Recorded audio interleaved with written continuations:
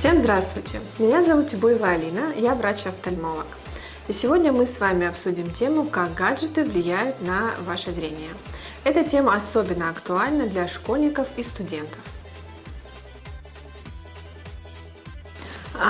Большую роль здесь играет размер экрана. Маленький экран очень отрицательно влияет на ваш зрительный орган, так как он напрягается, пытаясь рассмотреть эти изображения. И то есть, если у вас вопрос встает работать, например, на телефоне или же за компьютером, предпочтительнее выбрать компьютер.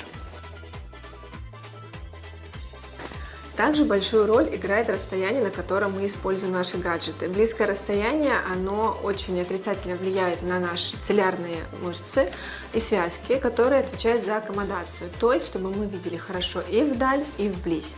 При постоянном напряжении зрения на близкие расстояния эти связки, так сказать, замирают в этом положении, и, соответственно, им уже сложнее адаптироваться на даль.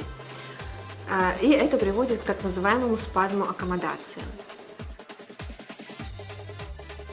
Синее излучение влияет отрицательно на нашу роговицу, она пересыхает, и это может приводить к синдрому, так называемому синдрому сухого глаза.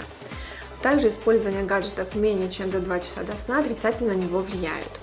На многих современных устройствах предусмотрен ночной режим, который заглушает этот синий спектр. Если вы используете гаджеты на максимальной яркости, вы начинаете реже моргать. Сами вы этого можете не замечать, но при этом страдает роговица, она начинает пересыхать, уменьшается выделение слезной жидкости, нарушается увлажнение роговицы, что может приводить к дискомфорту. То есть вы можете почувствовать сухость в глазах, жжение, чувство песка, дискомфорт и при длительном использовании гаджета даже небольшое помутнение зрения. Изображение на экране гаджетов, оно отличается от более устойчивых. Например, если вы читаете ту же книгу в телефоне и просто обычный печатный вариант, более приемлемым, конечно, будет в печатном формате, так как на изображении постоянно идет мелькание.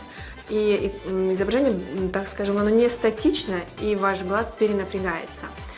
И поэтому лучше не использовать гаджеты при движении в автомобилях и так далее, потому что это создает дополнительную нагрузку на зрительный аппарат.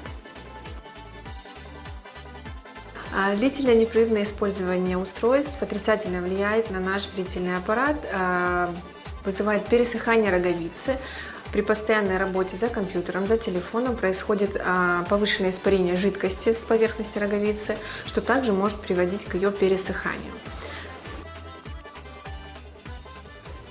И все вышеперечисленные факторы могут привести к таким заболеваниям, как спазм аккомодации, синдром сухого глаза или близорукость или миопия, как мы ее называем. Чтобы предотвратить возникновение данных заболеваний, лучше проводить ряд таких профилактических мероприятий.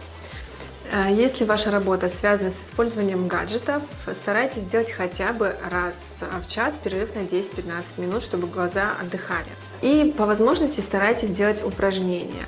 Одно из них, например, вы рисуете точку на стекле, смотрите определенное время на нее, например, в течение 30 секунд, после нее вы смотрите вдаль, то есть просто в бесконечность, не ища никакого объекта, максимально далеко, насколько вы можете смотреть. Это способствует расслаблению цилиарных связок и снижению нагрузки на наш зрительный аппарат. Если вы замечаете за собой вышеуказанные симптомы, то обращайтесь к специалисту, к врачу-офтальмологу. Но знайте, что лучшее лечение – это профилактика.